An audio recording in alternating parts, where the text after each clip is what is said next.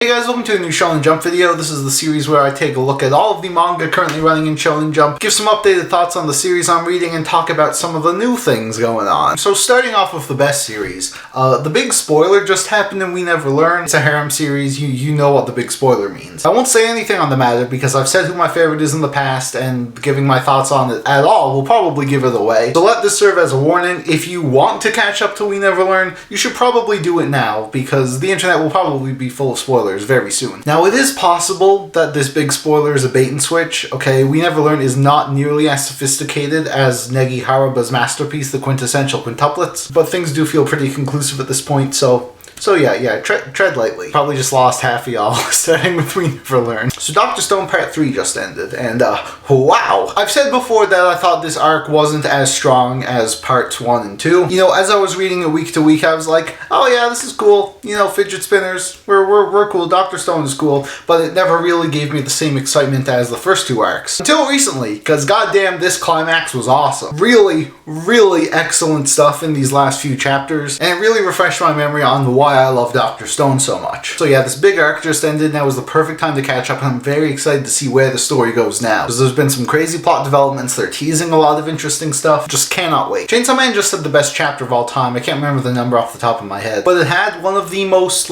perfectly executed gags I have ever seen. This series is just a masterclass, man. Don't have much to say on My Hero and Promised Neverland, they've both been enjoyable, and they're both ramping up to some crazy shit, so I am definitely looking forward to what's coming there. Act Age is amazing, it continues to be my favorite thing in the magazine. Now, for those who don't know, maybe you didn't see my last video, I have started watching the Haikyuu anime. I'm currently in season 2. I wanted to give the anime a shot first just because it's such a fantastic adaptation. Really, really high production value. And when you get an adaptation so good, I generally like to experience that as well. But yeah, man, what I've seen of Haikyuu so far, oh, it's good. I mean, it's not only, way better than I expected, but, if the quality continues to be this good throughout the series, this could easily become one of my absolute favorites in the magazine. Never thought I'd like a volleyball manga so much, man. And it's really inspiring me to want to check out other sports series, because I've never cared about sports manga before, but Haikyuu is really, really changing my mind about the genre. I'm still not up to date with One Piece, I'm still waiting for Wano to end, but people are brutal. People are brutal! People give no shits about spoiling One Piece.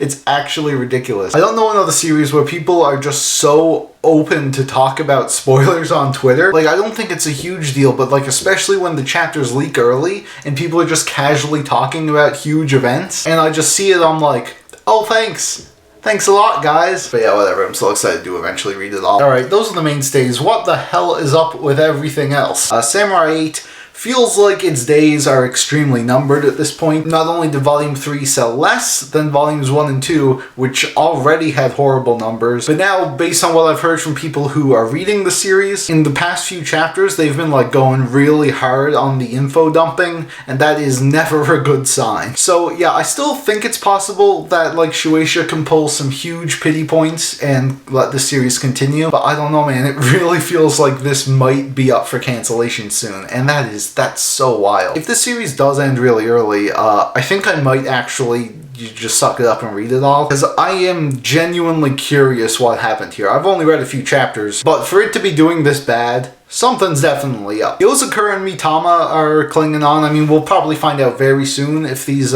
stay on. I don't think their sales are abysmal. It's possible they'll stick around, so we'll have to see there. Zip Man continues to be the greatest manga of all time. So much so that I just couldn't stand it anymore. I did not deserve the greatness of Zip Man in my brain, which is why I did drop it at chapter 4. It is not because I thought it was painfully mediocre. Who told you that? Yeah, Zip Man, I said I enjoyed the first chapter. I said it had potential. I thought it did, but it's kind of proven itself to just be kind of lame. If this one does survive, if it keeps going and people start to say they like it, then I'm definitely open to give it another chance, but as of right now, I'm gonna zip on out of here. Hey, Gravity Boys, same boat, although I did like this one a lot less than Zip Man. I did think the first chapter was kind of enjoyable just because of how stupid it was, but it really just became annoying and not very funny, and I don't care about it anymore. Alright, 3 new series to talk about this time. What do we got? What do we got? Oh no. I've said it before and I'll say it again.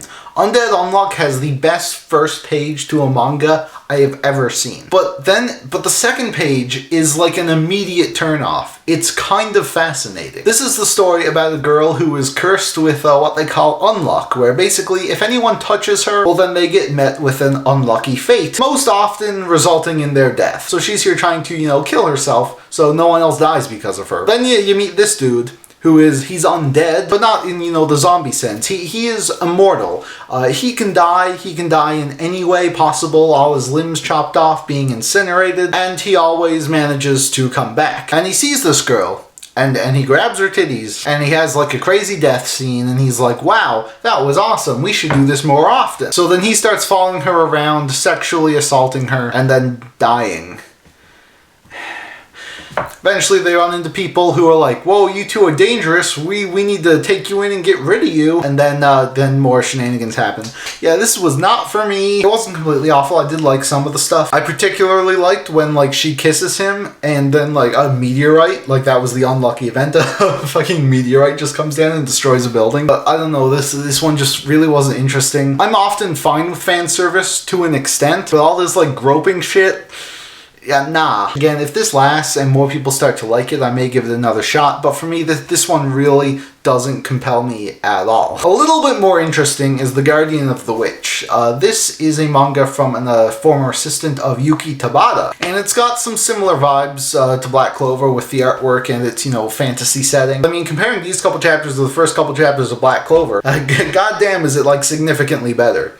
Although that isn't really saying much. So yeah, fantasy world, you have these girls who are like, when they're young, they're implanted with this like evil magic demon seed that allows them to use powers to wipe out all the monsters and evil nasties of the world. And they're pretty much chads. Like, they're way stronger than everyone else. Like, you have the guardians of the city. They're, like your normal soldiers or whatever. And all they really do is just, stall and wait for the witch to arrive. But the witch also has a guardian. And why would the witch have a guardian? Well, the thing is, this evil seed inside the witch, like, it grows and grows, and eventually it'll take them over and they'll turn into like an unstoppable killing machine. So right before this happens, it is the duty of the guardian of the witch to kill the witch and put an end to it. But when our main character becomes the guardian of this witch and learns the truth, he's like, fuck no. He decides to escape with this witch because he doesn't want to kill her, and he makes his goal to find a way to, stop her from turning into a crazy demon and end this whole crazy practice of killing witches because it's barbaric and, whatever. This was extremely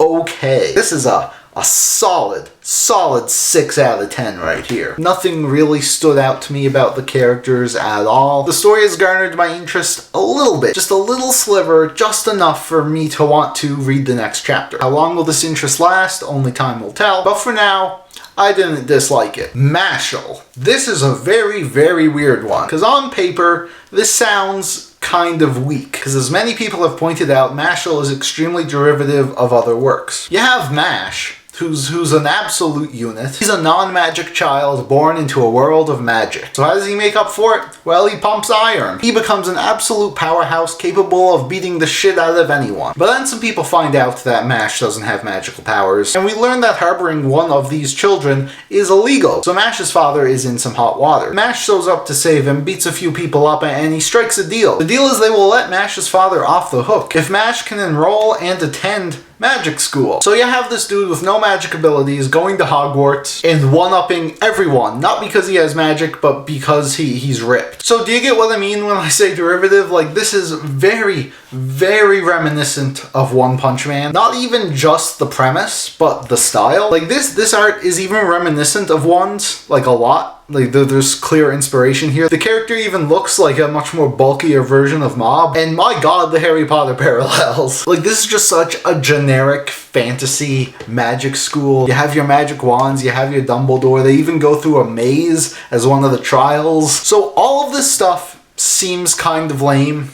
and seems like it shouldn't work.